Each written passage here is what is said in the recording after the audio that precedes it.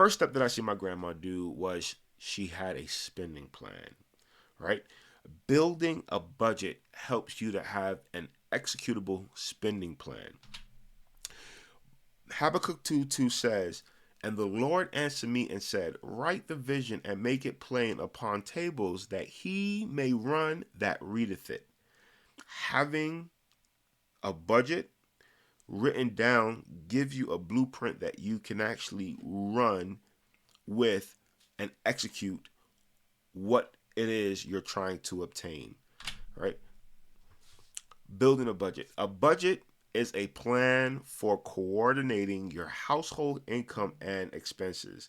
It helps you to manage your money, ensuring that you do not run out of money each month, and save for goal and emergencies. I know it says or there, but it's and that's in essence what a budget is.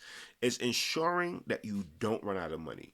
You looked at it, you structured it, you wrote it down, all your income, all your expenditures, and if there's a deficit, it provides a blueprint for you to say, okay, I need to be able to get more money and how much more money I need. And if you have an overage, it's not just to leave it there, but to assign it. Give every dollar a task. Every dollar must be accounted for doing something. And that's what a budget helps you to do. That's why Habakkuk 2 indicates the importance of writing it down so that you can run with it.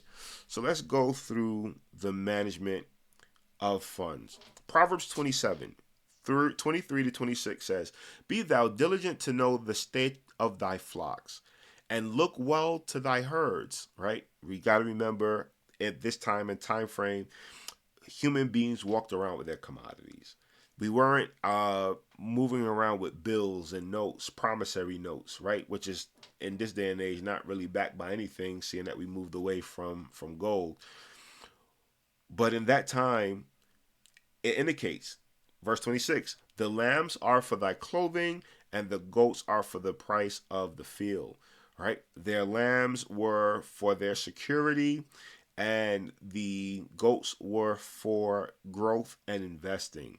So we are to be mindful of our resources, of our finances, because they provide us with stability and opportunity for growth. We together? Hope we together. Okay. Step one is building your budget. Now, in this in the description, I'll provide you with a link. And in the link, it has two budget templates. One has it by month, and one has it by bi-weekly, right? A lot of individuals, they get paid bi-weekly. Some get by month, some get bi-week. So the templates here that you can utilize to be able to, and if I hover over it here, you see that it turns into a pointer, which means that it's a link, so that you can download it, you can use it. It's totally free. But I've also used writing it down on paper. You don't have to use a budget spreadsheet, but if you want, if it's helpful, you have those that are here. I also want to recommend Every Dollar by Ramsey Solutions. It's an app that's totally free, and you can literally indicate your first paycheck, your second paycheck, if you get paid bi-weekly, or you can do it monthly, and you can list all your expenses. The app has the free plan, and every month you'll just plug in your expenses, and then plugging in your expenses, you'll be able to get a snapshot of what you budgeted, what your actual was, so you can see how you're doing. Now, for those who have the additional resources, you can also spend $10 a month, and you can sync your bank accounts, and all the information, all your transactions will sync into the account, so that you don't have to plug in manually. You can be able to see your budget, you see your actual, and you can make adjustments if need be as you're looking through your transactions, right? Um, Before, matter of fact, I'll keep going. Now, when I did my first budget was on paper, right? When I first started, me and Anne Marie, we just got married. This is one of our engagement photos, and the agreement was, we were on two sets of income. Now, 2 months after marriage, we conceive, right? Like I say, we, even though she holding the baby, but we conceive. And the agreement was before we got married is that if or when Emery would have a child, that for the first 6 months that the baby was born, she'll have the opportunity to be able to bond and spend time with the child. Now, like I said before, we were accustomed to um, two sources of income coming in, hers and mine. And guess who made the more? She did. So when that time hit, man, I was like, yo, how am I going to do this? I don't even know. And I sat down and I literally built a budget. Now, the budget was literally written down on paper, my income and all the expenses. And when I went through that, yo, I was like super in the red, right? I was like really, really in it was bad. And I'll share some of the stuff that I did to get out of it. When you're structuring your budget, right? What I highly recommend is that you either go through your transactions or you review your bank statements, right? To be able to ensure that you're capturing every expense. And it's okay if you have to do your budget again if you miss something. But to be able to minimize having to do it again, review your bank statements, right? Whether you're going through your transactions, you're scrolling it on your phone, or you literally print out the bank statement and go through the transactions, it's going to help you to account for every expense. It's going to help you to remember your subscriptions because it's coming out of the account. What your real cable payment is, uh, any membership fees, things of that sort, how much you're paying for utilities. Everything is there on your bank statement, especially if you're not paying cash. If you're paying checks, it's going to show up. If you're doing debit card transactions or ACH payments, it's going to show up. Most banks have income and expense snapshots reports. And what I'm going to do is I'm going to show you mine and what it looks like. Now, like I said, it's not only exclusive to mine, it's also available with Citizens. I know that I think Wells Fargo does it as well. I'm going to pull it up so you can see it in full. Right now, on the bottom right hand side, there's the three dots with the more on it. Right. When you click on that for more, you have wealth plan, credit score, and snapshot. Right. I'm going to click on snapshot, and now I can bring myself bigger. Now you have a snapshot for the day, the week, and the month. Right now, with the month, if I select June, right, you can see just off the top that we have marketing fees that are coming out. So you can see that with our accounts, one of our accounts, it's a business account. But this is available whether you have a business account or not. If I go and click on see spending summary, you see that it tells us what it is for July. But if I click on June, you can see I can go back in months. It gives me a breakdown of June spending category. This is cultivated for personal accounts, right? Because we have a business account in Chase and it's being pulled, you can see that it is associating some of the professional services that we have. And as a result, some of these accounts are not the most accurate. And what I mean by that, for example, personal, you see the personal for 1670 is not necessarily personal expense for us. Why? Because shipping for the average person would be a personal expense. But for us, shipping is a business expense because we ship out a lot of the products. Okay? But for the average person who does not have a business, right?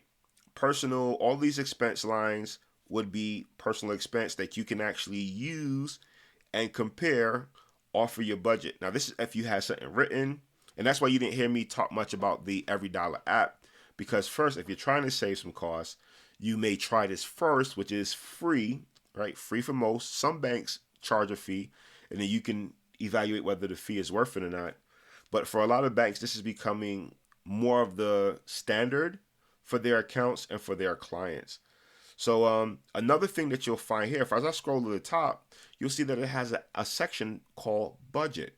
Now, if I select that budget here, and for us, we don't use this. We use QuickBooks Self-Employed. But if you're starting out or if you're a small business, You can use self-employed, and it has the aspect for your business expense, and then it also has a category for your personal expense.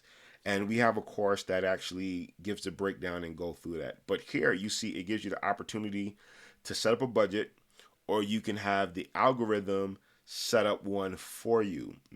So I'm going to hit leave. You see here that it's allowing you to integrate everything into one so that you can evaluate your spending strategy along with your spending execution.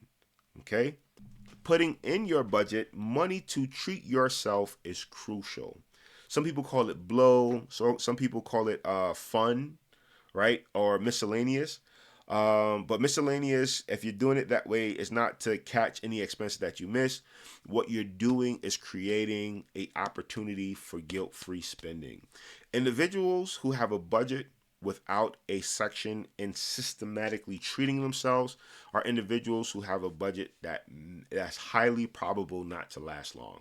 It's like an individual that's creating a diet, and in their diet there's no room for treats, right? That may last a couple of months for some, a couple of weeks for some, realistically maybe a couple of days for a lot, if you're not providing a system to be able to have a treat. And building into your budget uh, a leisure spending guilt free is allowing you to have a budget that you can consistently follow, maintain, and stay on top of because it's practical. The last bullet says put your habit on a budget, right? I'm big on being practical. I want you to be, as it says in 3rd John, for you to prosper and be in good health. I want you to have a a lifestyle that's free from um, overeating or free from um, binge watching excessively, right? But I need to be practical, all right, and see and meet you where you are. I'm big on that. So my thing is, you put it on a budget. If you're big on binge watching, you don't need Netflix, Hulu, Disney Plus, right? You may actually limit it. And I'll share with you what I did in limiting my desire to watch TV or heavy TV for that season. As I said in the last video, when we were grinding, we ain't know nothing about nothing. Our whole thing was about making as much money as we can, having worship, having time with the family.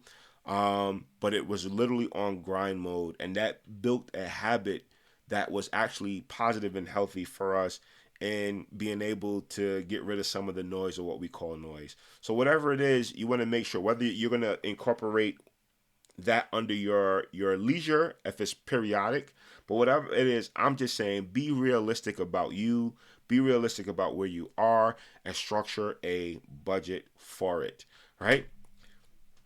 After creating your budget, and if you have a net income, you want to put the excess on assignment, whether it is rolling over into debt, or whether it is to cultivate your emergency fund, or your 6 month saving plan, or your investment strategy. Whatever that net income is, it's not just to sit there and say you have a net income. Any money you don't put on an assignment would eventually get mismanaged and misplaced. Hope that that's clear. After finishing your budget and you see that you're operating at a loss, there are two things you particularly need to do, right? It's time to cut off some excess. It's time to start supplementing your income. And I'm going to give you some details on what that particularly looks like, right? So I'll go here. Right. Number one is to kill some subscriptions. Like I said, Disney Plus, Netflix, Hulu, right? They need to be killed. And if you really feel you can't live without it, there was a stage where, for me and Anne-Marie, date night was crucial. And our date nights was literally Netflix and chill, right? Even if it was like a documentary, or some based on true story, some sort of drama, something, it was Netflix and chill. So what I did was, one, I'm gonna be honest, I pirated. Like, it was me, I think my brother, and two other people that was sharing my cousin's line. sometimes he used to be frustrated on Saturday because he couldn't even get into his own, and I'd be like, "Cuz, just just give me about 45 more minutes. The movie's over. I'm having a date night with Anne Marie. Like, bear with your boy, bear with your boy. I love you. See you later." You know what I mean? But also at one point, I also started to buy the prepaid cards. You can find them at the pharmacy. You can find them at Walmart, and you are able to buy them. So I used to, if like I said, had a daughter when she came, big loss. I worked, right? I did started a business to be able to bring some additional income in. And sometimes if I got a good paying job, right, I would partition off some of it and I would buy a $14 yeah, a $14 gift card or a $25 gift card. Because at that point, the standard for Netflix, standard definition, I think was like $7, $6.99 or $7.99 at the time, and that gave me 2 months, 2 to 3 months coverage, and we would watch Saturday nights. That was our thing. That's when we were able to get it. You can use that time to get your binge watching, save it for another couple of months, right? And then when you have the excess, you can do your another excess binge watching. With those on demand platforms, you can watch all of it, so you don't have to keep a subscription going, right? Reduce your cable package. I remember I was going through a person and she was in the red, and I remember looking at the budget and I said, no, no, no, something's missing. And that's why it was important for her to go through the statements. And I just started calling out some things. I'm like, you don't got no cable? Like, yeah, yeah, I do. I said, okay, what's the cable? I said, wow, your cable's really, really high. And I was like, why your cable so high? And I'm like, yo, Game of Thrones, man. Game of Thrones is lit. That's the show. I need to watch my Game of Thrones. I'm like, but Game of Thrones is only fourteen episodes. You're paying something for a whole year when you only need it for 3 months, right? You could be saving $600 additional dollars just by reducing your premium plan on the season when Game of Thrones is not on, right? You're paying an extra $20 for the phone. Every one of you guys got a cell phone, right? Is it really needed for you to have a landline that nobody's calling you on? You want to see that you reduce your packages. I say, yo, honestly, girl, you may have you some friends, and you may call them, hey, I may you bring the popcorn. I mean, you bring the soda, something, and instead of you paying for it, you have movie nights every Sunday, 6 to 8, at that person's house. Or if you're a person that like to go out to eat, Sunday may be your day. Find out which restaurant or which chain or franchise is playing Game of Thrones. And if there's a lot of noise in the background, just put on the closed captioning. You get your read on, get your eat on. I mean, get that practice on. But I'm saying whatever it is, you want to be able to reduce your package, right? Use assistance available. Like I said, for me, when we had Sage, I was in the red.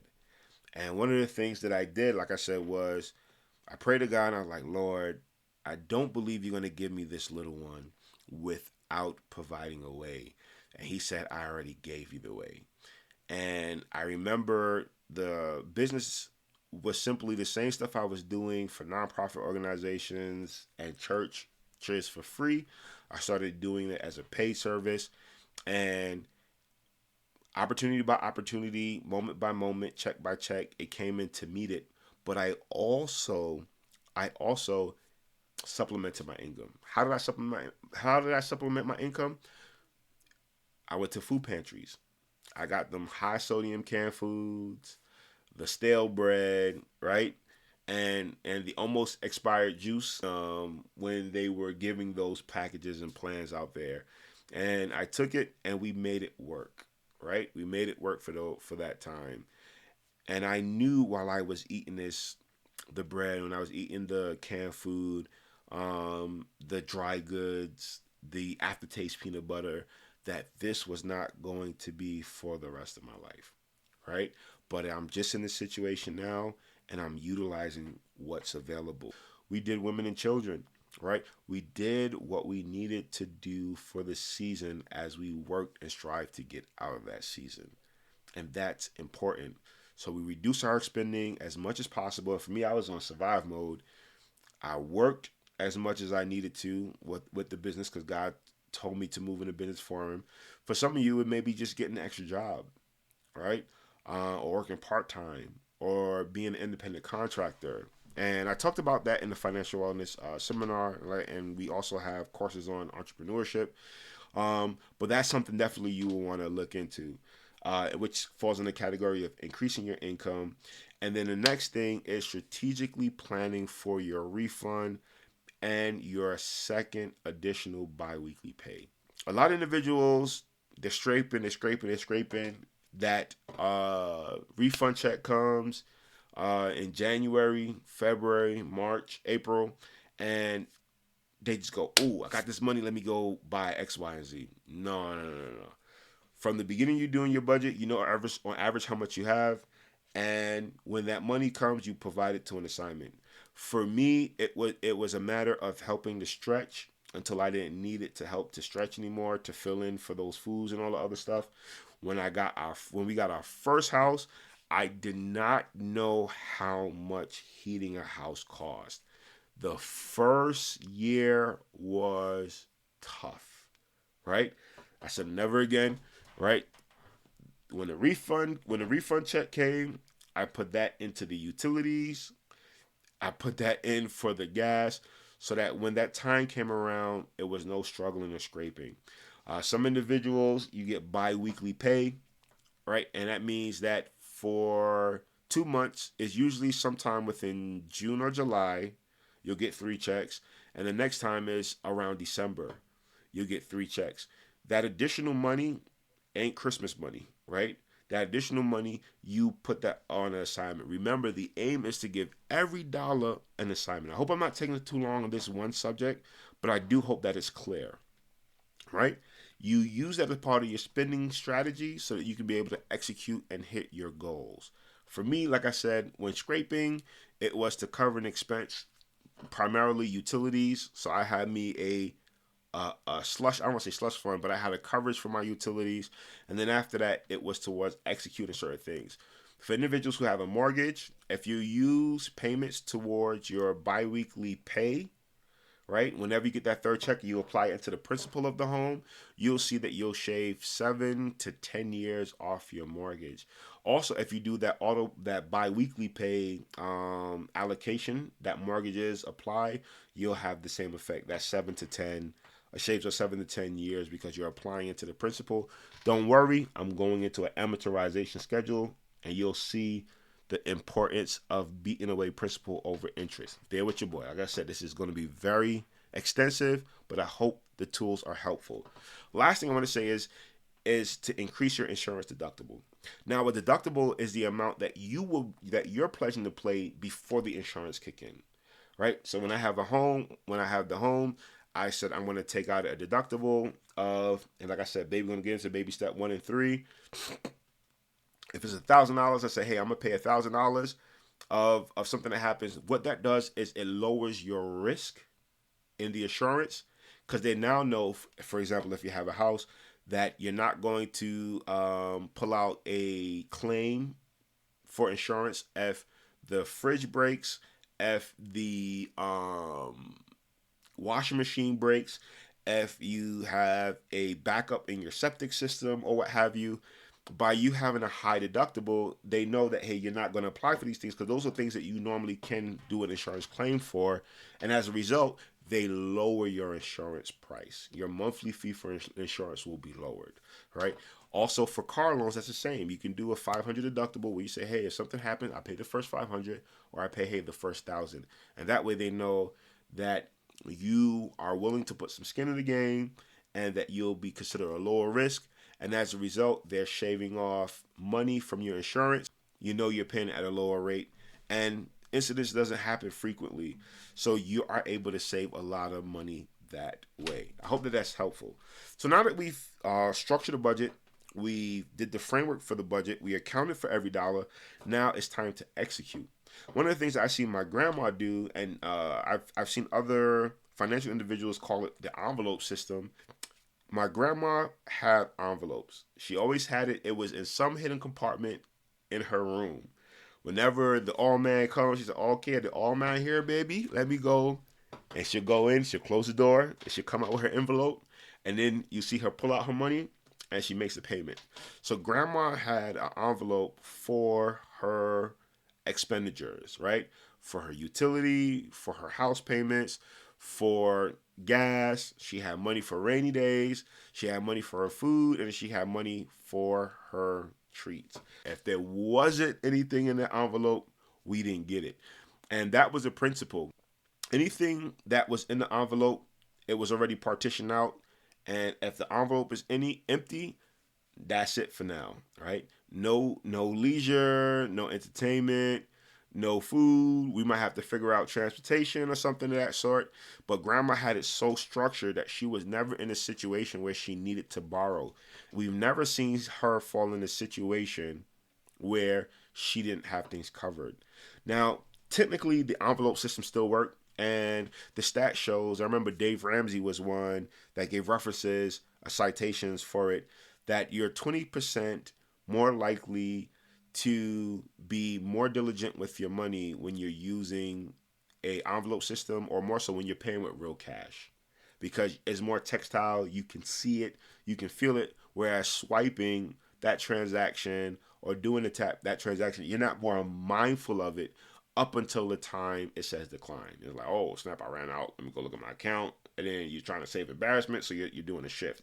But the envelope system, you see what's there, you kind of see what's left, and you're able to move accordingly. Now, to be honest, I tried that at first, but doing the envelope system means you have to continually go to the bank, load up, and then you have to go place to place to place to place to pay out.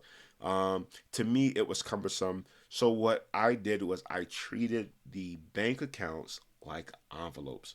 Let me share what that looks like. And I'll try to be as swift as possible. I don't want this to be too long, but if it's necessary, it's necessary, right? So, first thing, we created our budget, right? Now it's time to execute the strategy of spending. And I'll make this big, I'll small out myself, right? So we created the budget. Now we go to HR. Now back in the days, HR would send you a direct deposit form, right? The direct deposit form was either one form with five routing and account numbers, or you would fill out the same form 5 times. Nowadays, you have the ability to use up to 99 bank accounts. I don't know who got 99 bank accounts, but you can use up to 99 bank accounts. I know Paychex, ADT, Pay.com. I even think QuickBooks. QuickBooks actually allows you to do multiple. I think it's 99, but it's a large amount. So whether it's HR or not, you have your budget, you have your spending plan, you know how much money's coming in, and then what you're doing is you're creating different bank accounts for that.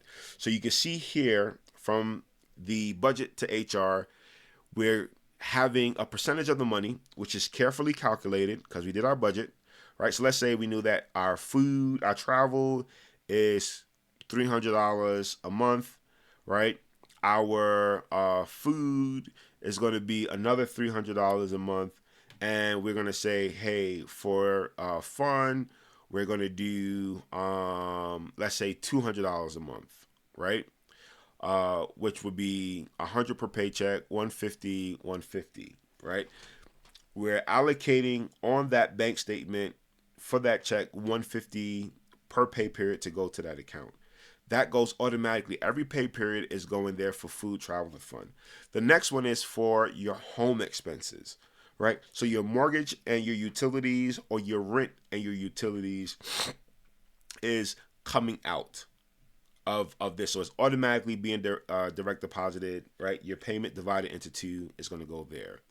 Then you're going to have a balance go into your vacation. If you're a person that does vacation, it's crucial, or a specific activity that you like to do once a year, twice a year, whatever your benchmarks are, it would be here. So like if, my church is having a trip, doing a tour, going sight and sound, it would be pulled out of the vacation. Something that's going to be planned, multiple payments, maybe something structured for, or something internal that I want to do.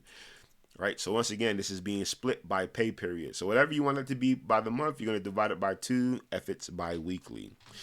Then, like I said, I had a daughter, so I wanted to make sure that I put something in the child's account. In the beginning, when she came, guys, I was only able to put $5. $5 a pay period, right? It was $10 a month. One point it was $10 a pay period, $20 a month. But I wanted to make it a habit of me investing into my child's future. Some individuals say, hey, pay your debt, get that out first. But for me, it was crucial. I didn't want time to go by because sometimes later becomes never. So I wanted it to be now so that as I grow, that component will grow. The third thing was to have an emergency fund. And as you can see, the kids' expense is not a debit card. You know what I mean? I did the debit card because usually, like I said, it's auto pay. So I'm auto pay lifestyle. Usually, when you're doing a direct deposit or automatic payment, some call it subscriptions, right? They'll need a debit card, or some of them allow you to use your routing and account. That's particularly up to you. For me, to punch in the debit card when needed for the punching the debit card for the utilities made it easier for me. For the vacation, I didn't want to always have to transfer funds. It gave me the ability to swipe, and I could be able to see the transactions, where I went, how much I spent, versus commingling it here and having to comb through. Because anybody that takes vacations, you know that sometimes what you originally budgeted for is not the same amount because you miscalculated how much your food is going to cost, or you miscalculate how much travel or activities you'll be doing within the trip. So I like to do that to get an analysis by having it in a separate account, separate card. It's easy for me to do my bookings for my trips, but it also gives me the ability to see the transactions by itself versus having it be a bank account and then just doing transfers. For the kids' expense, if I'm doing any transfers, not frequent. When my daughter got into private school, I knew that was particularly once a month. And if there was anything outside that I was pulling from the kids' account, I wanted it to be documented. I wanted it to be clearly seen and visible. For the emergency fund, it's not necessarily an account that's associated with all of these. So let's say I was using a TD Bank or Bank of America or a Chase. These particularly may be Chase, right? But this one is going to be an account like a hard to reach bank account because I only want to pull it on emergencies. It's going to be one of them banks that open at 11, close at 3, one of them ridiculous hours where you have to make a sacrifice to get it because of an emergency. I want it to be as comfort free. I wanted this bank account, the emergency fund account, to be as comfort free as possible. So this is grandma's envelope system um, modified. And what I will say is, some individuals will say, "Oh, well, Nay, don't certain places charge you fees for every account you have?" Incorrect. Two things: most bank accounts have a minimum. Some is 500, some is 1,000, some is 1,005. Right? But most accounts is either the minimum payment or direct deposit. So even like with my child expense, where I was sending $5 pay period, that's considered a direct deposit, and that $5 was coming in consistently, and because it has the direct deposit clause, there was no fees associated with it. With any of these accounts here, there was no fee. So whether I hit the minimum or I didn't, right? As long as the direct deposit was going in, and like I said, this is standard, right? You can pick your bank. And if your bank don't do it, there are multiple banks that do it. I know of 7 that does it, right? And there, I mean, popular banks that provides it. You have that ability, so you don't have to worry about the minimum. The second thing I would say is, for the mortgage and utilities, I like to schedule my auto pays at the end of the month as much as possible, right? In the beginning, I have my auto pay selected at whatever time. The money goes from pay period at selected times. But that selected time that the first check comes in may not necessarily be exactly when the internet expense comes out, or the water bill comes out, or the gas or electric comes out. So a lot of times you can call the institutions and they will allow for you to change when your auto payment comes out, right? Where I like to schedule it at the end of the month, right? By doing it at the end of the month, I already know that my 1 to 2 payments, or in the month that there are 3 payments, the 3 payments is already going to be there, accounting for that expense that's there already, right? And if you have a situation where they're not able to allow, like I said, you can speak with the mortgage and they may be able to kind of give a flex where they'll do the end of the month, but it may be for the beginning of the month. But like I said, if you're saying, hey, I can do that, I use my additional tax refund to make sure that there's 1 month of mortgage in the kitty, right? Or you have the excess there. So if they're pulling it because they don't want to wait till the end of the month, but they're mandating that it come out on the first, once again, a lot of them will work with you. A lot of them won't be a problem, especially if they've seen that you're doing an auto pay. But hypothetically, let's say that's not the case, you have the excess there to manage it. I hope I didn't lose anybody. I hope that what I'm saying is clear. Like I said, create your budget, split it out, whatever it is for the month, divide it by 2, and have that automatically come out pay period into these different accounts. And then all you're worrying about really is literally here: your travel, your food, your fun into one account. And you have that ability to track and monitor that one the most. If you run out of that one, I guess you walk in. I mean, you can figure something out. But the aim is only to utilize this card and don't act like you have these, except for when it's time to go. You can always monitor and track to see how each one is doing. But in regards to use and utilization, this is key, right? I hope that that's clear. I want to talk about the steps that is very popular. Dave Ramsey is popular. He had over, it says 5 million, but there's over 10 million individuals who went through these steps I'm about to show you, and they have become very, very successful. But he provides 7 baby steps. Baby step number 1 is save 1,000. Baby step number 2 is to pay off all your debt. Baby step number 3 is 3 to 6 months saving for an emergency. And I've had situations where I've seen this be helpful for individuals in my family, individuals in my sphere, meaning nuclear family, as well. Before I got married, this was super helpful. Then after that is to invest 15%. Next one is to save for your children's college, then to pay off your house, then to build wealth and give. Now my process is a little bit different, and I'll show you that in a minute.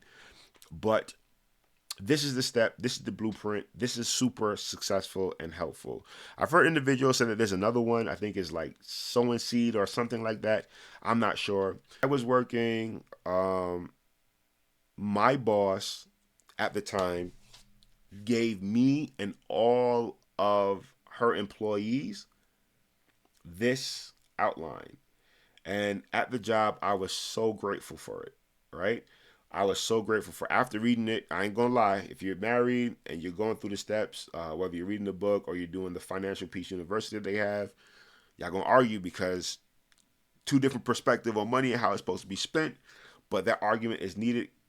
If you're willing to go through the process together, the end product is going to be beneficial. It was for me and Anne Marie. I highly believe that it will be for you as well, right? So with baby step number 1, why just 1,000, right? It takes a little bit of the edge off when you're saving for an emergency, so that if something happens, you feel like you have that cushion and you won't abandon, especially your budget. You won't abandon, especially paying off your debt. It's because paying off your debt is crucial. I'm about to show you that in a minute. Second thing is, it helps to start a precedent of paying for yourself first, right? With that 1,000, you paid yourself, and then as you go into the building emergency number 3, or baby step number 3, saving for 3 to 6 months of your total expenses, so that you're covered in case there's a really big emergency that occurs. You've already started setting the precedent of paying yourself with the paying or having $1,000 for an emergency fund. Number 3, it provides a test to see if you're going to commit to the following other steps. They're not going to start with that small step the likely of them going through the other ones, the probability is very low. So that's why just 1,000, right? I want to talk about now why it's important to do baby step number 2 and to have that debt elimination. And that mindset and that energy is what helped us to be able to pay off that mortgage in 10 months, right? Let's go through it. Let's go through it here. Let's look at the component of the word interest. Interest is money paid regularly at a particular rate for the use of money lent, one piece, see, comma, or for delaying the repayment of debt. And that's the crucial thing when people when we're thinking about interest. In investing, you put a little bit and that interest helps that little bit to grow. When it comes to borrowing, you're paying mostly the interest and you're paying the principal, or the amount you're truly borrowing is small, right? That principal is small. You're mostly paying the interest. And I'm going to show you 3 examples. In here, before we get to the examples, let's look at investment, because I do know that there's a group of people, a set of people that says, hey, I'm not going to go pay off all my debt. I'm just going to go use my balance, pay the bare minimum, and I'm going to use the rest to invest. So let's look at some common investment options. And I'm not doing the Bitcoin. I know the numbers for Bitcoin is a little bit different, but this is what average, common, most Americans at this stage and venture invest in, right? So we have stocks. Looking at the S&P 500 index, stock gives about 10%, right? And like I said, you can look at the references here. NerdWallet gives references for their stats. Bankrate gives stats for, they give references for their stats. And in regards to the CDs, Sophie gives stats for their, or they give references for their stats, right? I don't think anybody will complain or disagree with this particular amount here. Now, so stocks on average is 10%. Some articles will say 12, but on average, many individuals will say 10%. International stocks, we can round it to 5. Bonds, 1.4%. Gold is on average about 3.4. Some will say it's a little bit higher, but like I said, stats on average. Look, NerdWallet's, Bankrate, you can look at their references, check them out. Real estate is about 5%, and CDs is less than 1%. So let's say, hey, we take those interests. That's what your interest rate is going to be, or your investment returns by percentages. Now let's look at individuals who borrow. What are percentages of the loan you're paying back in interest, right? What are your percentages? For a personal loan, it's 12.35%. We can round it to 12%, right? For a credit card, on average, it's 22.63%. Perfect individuals, the lowest I've ever seen was 18 or 18.7. And then for other individuals, I'll put this to the side so you can see the references. For other individuals, it's 28, 29. Mine is like around 27 for one of the cards, and somewhere like around 24 for the other, right? Average car loan interest rate on average is 7%. Right? I know individuals that are paying more, around 8, 9, 7%. Right? And then for student loan, when rounding, it's 7%. Right? 6.87, you can round it to 8%. And that's from USA Today. Right? Now, let's do an interest comparison. So let's look. S&P 500 index stock at 10%. And I'm using the smallest one. Many individuals have credit cards, some credit cards, student loans, and car. But let's just use the lowest. If I do 18, this is going to blow everything out the water. If I use student loan, which is the lowest, has the lowest interest, right? You look at the rate of stocks, 10% at the rate of student loan, right? So if we're spending the same amount of money in that environment, our net difference would only be 3%, right? If you look at international stocks, right, versus student loans, you're looking at negative 2%. If you look at bonds, man, you're looking at 5.6. So by spending that money and paying off that debt, you're saving yourself in the high amount of interest, all that money that you're losing. To do you one better, I put it here on this, and like I said, this form is available for you, right? It's linked in the description, all of the tools and resources. I want you to take a look at some of the options that are available. This is an amortization schedule. I have some here. You can always feel free to pull up your own. I'm going to go with the most common first and then work myself up. Let's go to a credit card. So let's say we have a credit card balance. And like I said, you can type in here, you can change it so you can put what yours really is to get a true reference, what your amount is, what your interest rate is, and what your minimum balance is. You just take the last statement you have to be able to see it. But here, right, and I'll make this bigger and I'll make me smaller. I want you to get all this goodness, right? $5,000, interest rate 18%. We know what the average is, 22 point change, right?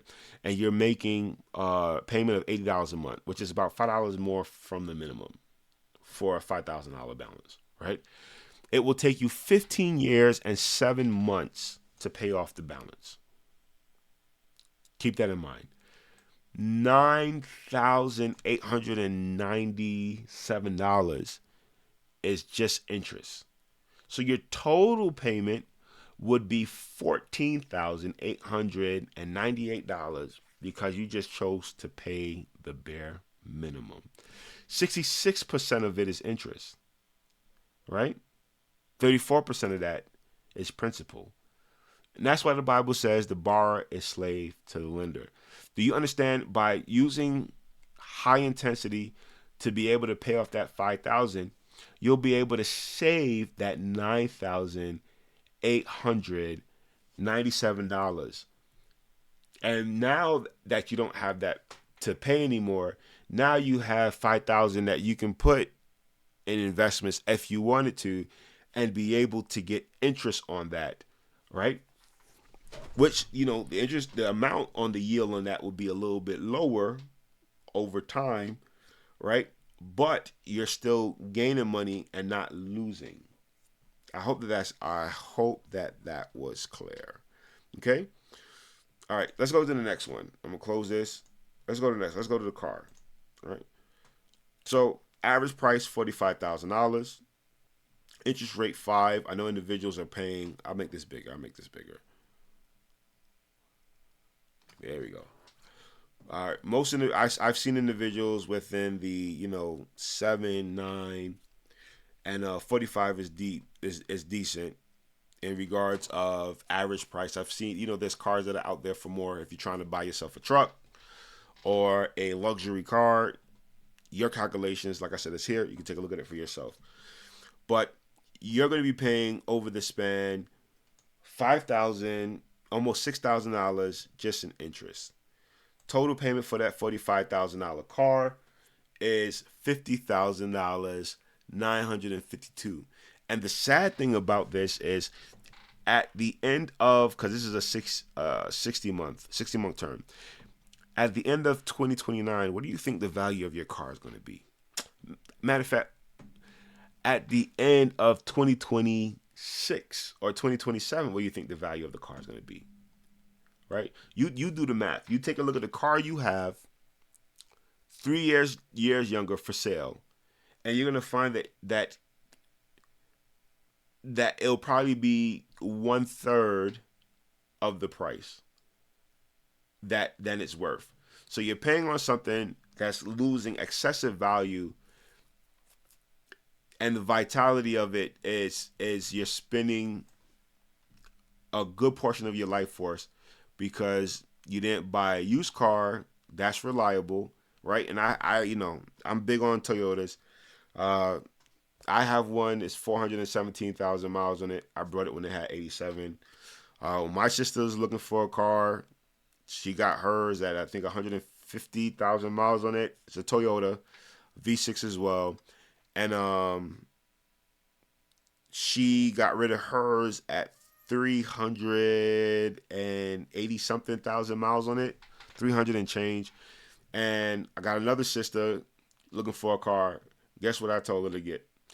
A Toyota, right? It's something reliable. You don't have to just get that. There's a app called Cars Complaint, not app, a website called carscomplaint.com. You can look at the year, the make, and the model, and they'll give you common issues with the car, how much it costs to fix, and you can use that as your analysis if you're looking to purchase a vehicle.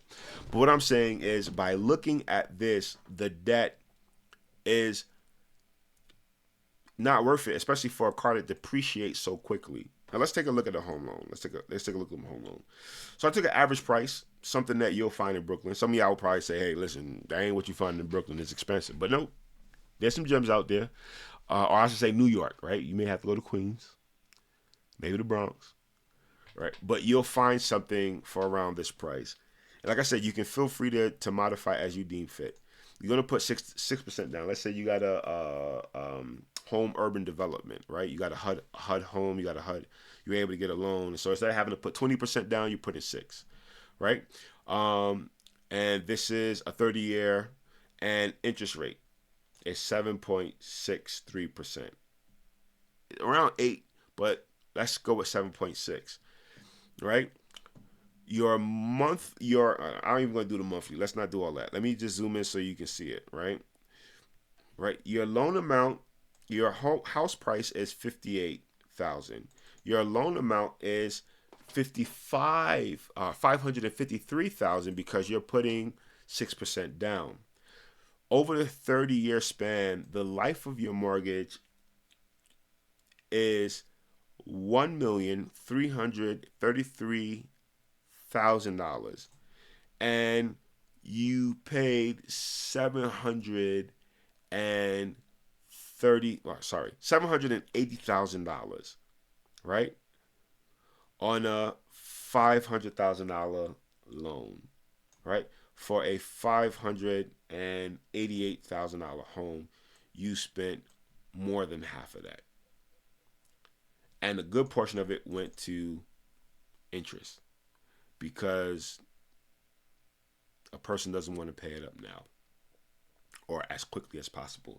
Like I said before, you have two options.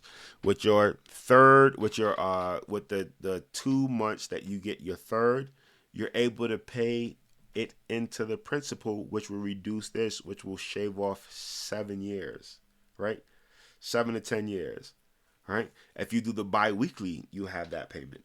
Now, with the amortization schedule, I didn't show you for all of them, but you can take a look at each one of them, right? It lets you know, okay, so your first payment, right, for your first year, you paid $38,000 towards the interest. You paid $5,000 towards the principal. Thus, your balance from that 55 now becomes 547,000. Right, so you're seeing every year is going, your interest by year is going down little by little as the years go by, because smaller and smaller amounts are going towards the principal. Now imagine that for that year, you, instead of your principal now being 533, you did your 2 payments and now it's 853. Can you imagine how much your interest changed for the following years? So even if you ain't go ham like me and Anne Marie did to go pay off the mortgage, which I recommend you go ham. I mean, that's the only time you'll see us talking about pork, right? Is going crazy on handling your finances, right?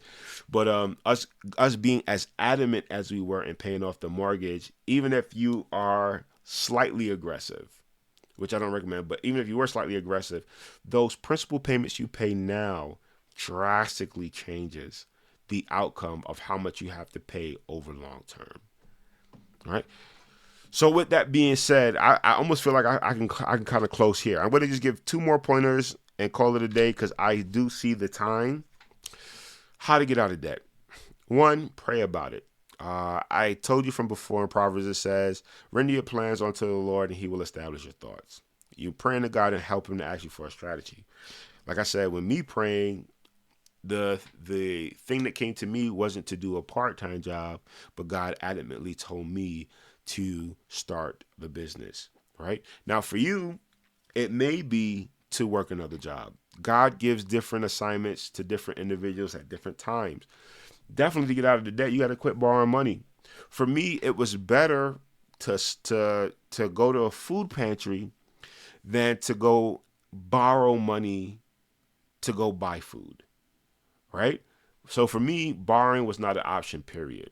Like borrowing was not an option for my grandma because her back was against the wall. Start saving, sell something, right? Whether it's what you have, putting stuff up on eBay, whether it's a skill, a talent, a service, a good, a product, sell something to get out of debt and put that money into it. Take a part-time job. No shame in the game in increasing your income. And apply what is called the debt snowball. This is from Dave Ramsey, Ramsey Institute. And the debt snowball is you line up all of your debt, right? It could be multiple card payments. You can see a card payment here and student loan. And what you're going to do is you're going to pay whatever excess you have. You're going to put all of that excess into the smallest debt. Why? This helps to eliminate that quickly. It helps to boost your confidence and give you encouragement in wiping off the debt. Once the small one is paid off, you rotate that balance that you was paying onto the small one into the next one, right? To pay that all the way down. And then you do it onto the next one until you pay all that. And you're just rolling over all that money that you were paying into those cards until it's all eliminated, right? And I remember a person had the same situation, recommended this debt snowball, and worked it. And debt by debt, I remember getting the call. Hey, Nate, all right, that's paid off. I got 3 more left. I got 3 more left. All right, Nate, boom, that's paid off. I got 2 more left. I got 2 more left. I got my car loan paid off. I got one more. And when the student loan was paid off, there's this song, I Pay Sally Mae Back. I can't remember who it was by. But played the song and we was dancing to I finished paying Sally Mae back. And it was funny, it was fun, it was invigorating, and that's what doing the debt snowball helps you to achieve. You pay off the smaller ones and just keep rolling over that money. Keep rolling over that money until the bigger one is paid. Any additional money you have, like I said, that bi-weekly paycheck. Some of y'all get weekly, and instead of counting for that 4 payments that week, you get 5. You just rolling it over into the debts, and having what Dave Ramsey called gazelle intensity, right? In regards of debt collections, this will probably be my last slide, right? Yeah, winding down. Don't ignore the bills, whether it's a car loan or your home. Don't ignore it. A lot of times you call them, you let them know that you're on tough times, and they will do a debt restructuring, which is where they'll give you 1 or 2 months where they'll pause it, and or what they'll do is they'll extend it so that your monthly payments are smaller. So if you can't handle your mortgage, they may extend your 30-year mortgage into a 45-year mortgage, or your 5-year car loan into a 7, or I've seen as far as a 9-year car loan, so that you can be able to get up on your feet and make those payments.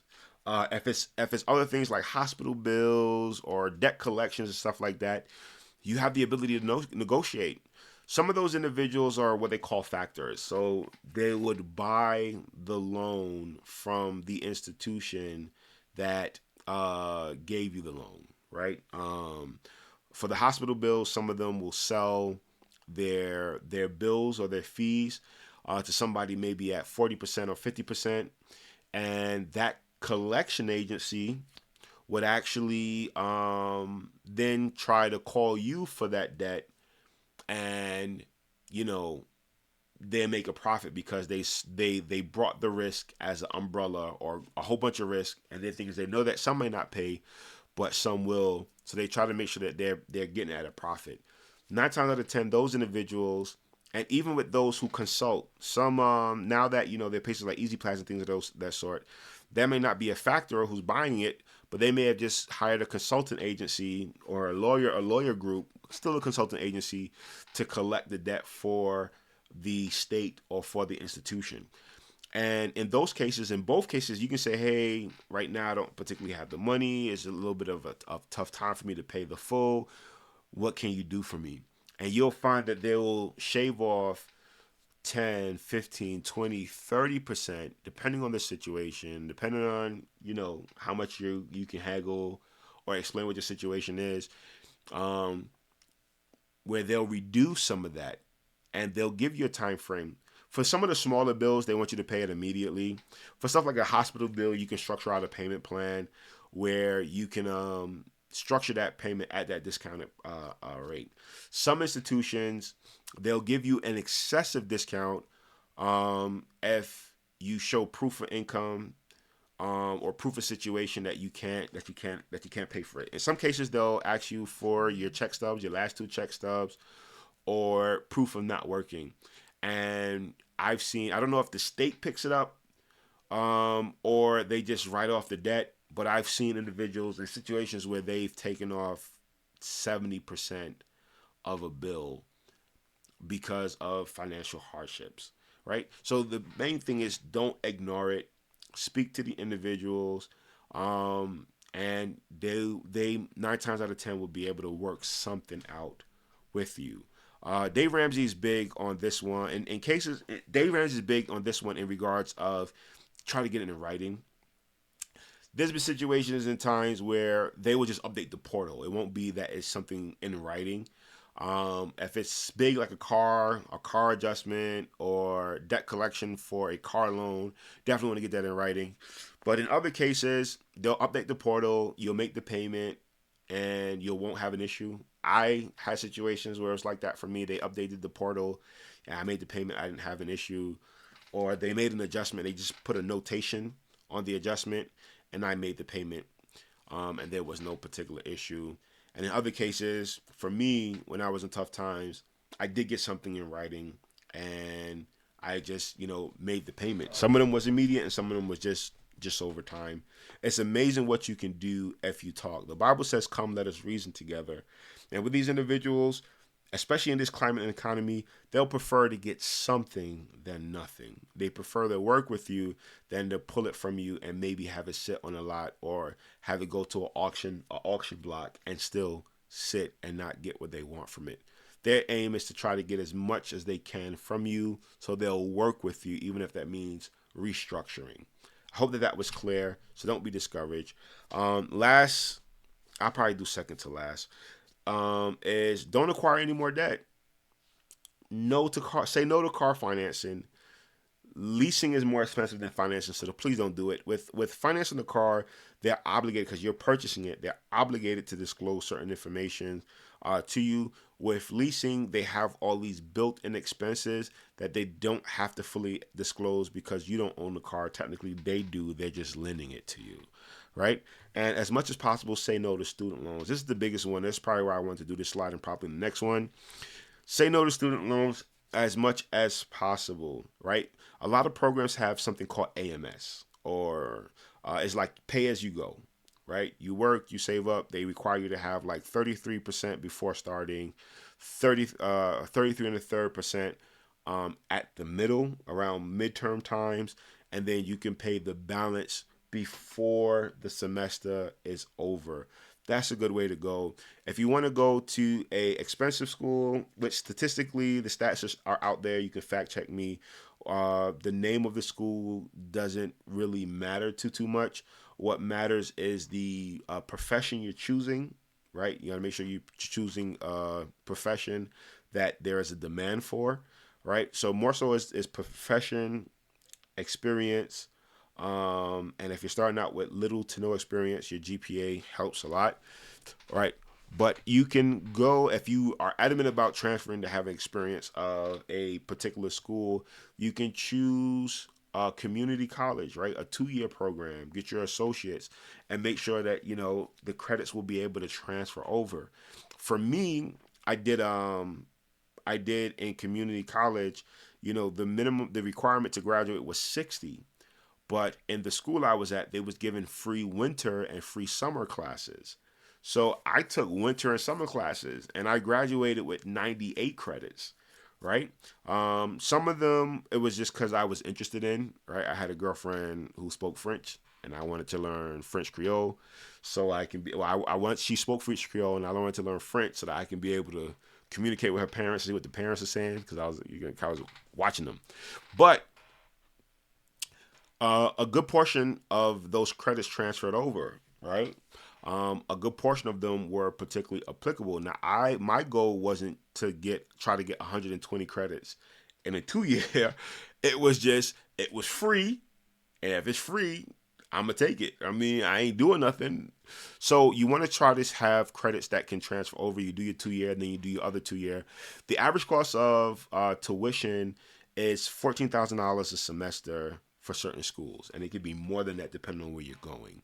So you want to make sure that you try to keep your costs as low as possible.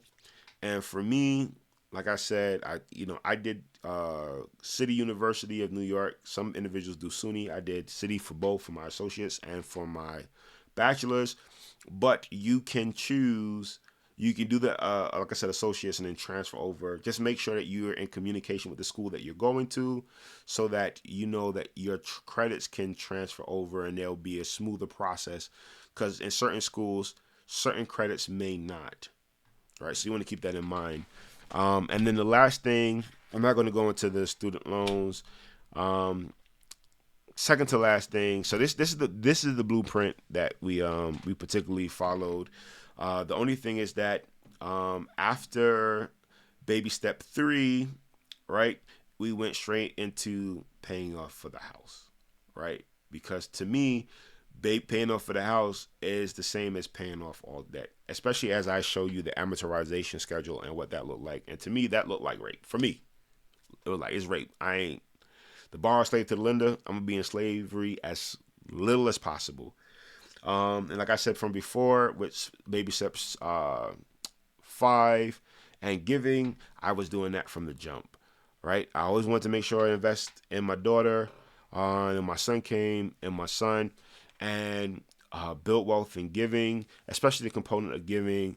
Listen, Malachi 3:10, Corinthians 6 talks about the blessings in giving and the importance in giving. When I was an assistant treasurer and a treasurer in church, the individuals that gave 10, 50, the individuals that gave more than 10%, there were some individuals, 10 is the standard. 10 is all what God is asking us for. But individuals who gave 10, I've seen individuals give 10 for conference, and then or global church, and then 5 to 10 for local church. The individuals that did that, I promise you, no lie, individuals grew, were always financially well, stable. Whenever there was a situation or something to occur, they give. And it's not me looking at them externally, but these are individuals that I particularly known, I've interacted with, I've seen on a day-to-day situation, whether they were illegal, they were here illegally, or whether they were here the right way or born here, whatever. The individuals who gave, and gave with a joyful heart, I never seen them suffering. Financially, anyway. I've never seen that be an issue for them. So from that component, and from what the Bible says with the verses that I share with you, I was like, yo, listen, all of it is yours, Lord. You're only asking me to give back 10%. I'll do that plus. And it's not only just religious organizations. I give to, other organizations as well. Big proponent of those, whether it was ASCPA, Police Athletic League, NAACP, Doctors Without Borders, Clear Waters. It's a privilege and a delight to be able to give, and it's with a heart of worship and service towards humanity to do so. And as a result of doing so, I realize and I believe that I'm blessed. Listen, God says, prove me. hold me to the test. In Malachi 3:10. I don't mean to make this any longer. I see it's crazy long, but I do want to give it emphasis. And my giving, like I said, you saw my allocations. So if I'm giving out of that travel, fun, and food. Right? I will refrain from food. I refrain from leisure to give. I'm not going to take the money out from my child's account to go give towards somebody. Or God never impressed me to do that. Right? So, but sometimes it was like I said, it was just little. Whether it was $5, $10, $20, $30, whatever it was, whatever God told me to give, I'll make sure to give. Now there were times where I was told to take from savings to give, and I did it. And even with that, I was super blessed, and I made that money back without a problem. Whatever James 4:17 says, to him that knoweth to do good and doeth it not, to that man is sin. And if the Holy Spirit is telling you to do something, it's important to be obedient to it. Last but not least, and I'm definitely going to stop here, I just want to encourage you to do it together. If you're husband and wife, it's not his debt or it's her debt, it's our debt. Work it together. I know that some families feel uncomfortable about incorporating and inviting their children into their tasks and assignments. But pray, and if the Lord is telling you to do so, you work it as a tandem, right? When with the situation with the 3 to 6 months, and I said it happened family wise, it was me and my mom, my brother. We were trying to, before I got married, trying to save towards having a home, but we understood the importance of saving. And there was a situation that happened with my mom and her job, and they were trying to keep their insurance, their unemployment insurance low. So they disputed something that they rightfully shouldn't. And eventually, when it was taken before court, they realized that they were not right or unjust to my mom, but that was a 5 month process, a 5 or 6 month process. So that emergency fund came into fruition in helping us in a practical way, right? Especially for that season. Like I said, a rainy day, you always prepare for a rainy day. But we as a family, we did it together. So some individuals, like I said, if you got kids and you're pressing towards meeting a particular goal, feel free to let them see that. Feel free to let them see that struggle. It helps to breed their character, and it helps to provide a oneness. Ecclesiastes 4:4 says, two is better than one, for there should be much reward for their labor. And if one fall down, he has another to help lift him up. But woe unto him who have not one. For if he falls, there's no one to lift him up. And then later on in the passage, it says, a 3-cord strand is not easily broken. So work together, work with your unit, consistently look at your progress, whether you're doing your budget versus your actual expenditures, whether you're looking at your savings in your emergency fund, whether you're looking at how your debt is going down. Continually look at the progress. It motivates you when you know that you are achieving your goals, and it helps to push you forward when the times are tough, right? Note that this process is not a fly-by-night microwave instant progress. It is a slow cooker progress for some. Baby step 1 is going to take 30 days. You're going to try to do what you can as quickly as possible to get your first 1,000. You want to build your cushion as you're adamantly going towards eliminating debt and working on your spending and working on executing the spending plan. Baby step number 2, which is eliminating of the debt, can take some time. It can take anywhere, on average, it take 18 months, anywhere from a year, 2 years for some individuals.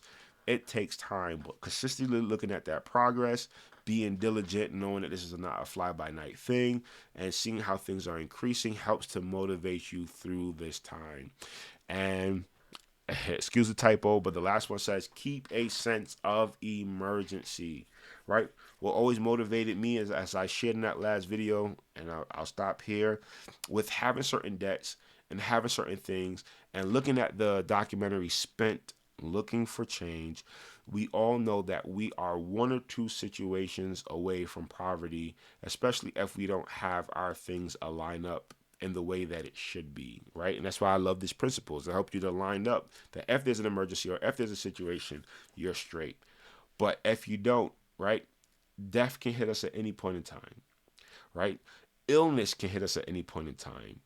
sickness within the family can hit us at any point in time, right? We want to make sure that if it ever occurs, that we're in a situation where we're not struggling financially and struggling through whatever situation we're going through. Yes, it builds characters. Yes, Romans 8:28, all things work together for the good of those who love the Lord, but it's not by chance that you're hearing this.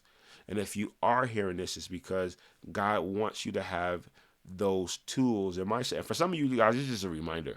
Like, yeah, nah, I know this already. And for some of you, it's like, yeah, it's a reminder. Let me just follow up on what I know. Everything I do is not a hard principle. I try to live my life by the Bible. So you're gonna find God Bible in my steps, and it's simple, but it's just something that has to be disciplined and implemented. You can do it. Love you guys. Appreciate you guys. Thank you for hanging out with me for this duration in time. And like I said, I want to give you as much of the seminar as possible so that you can be able to see it. I'm not going to do all of them. I'll do the next one on aspects on the table in the home, just because as you can see with the amortization schedule, it's a lot. It's a lot that you can be paying, and whatever you can do to kind of beat that cost, I think will be super vital in helping you to have a healthy, qualitative, less stress for a lesser duration of time. I hope you've been blessed by this. For you who wrote it out to the end, God bless you, and I pray that you'll find this helpful. Keep your boy in prayer as I keep you in prayer. I'll see you on the next one.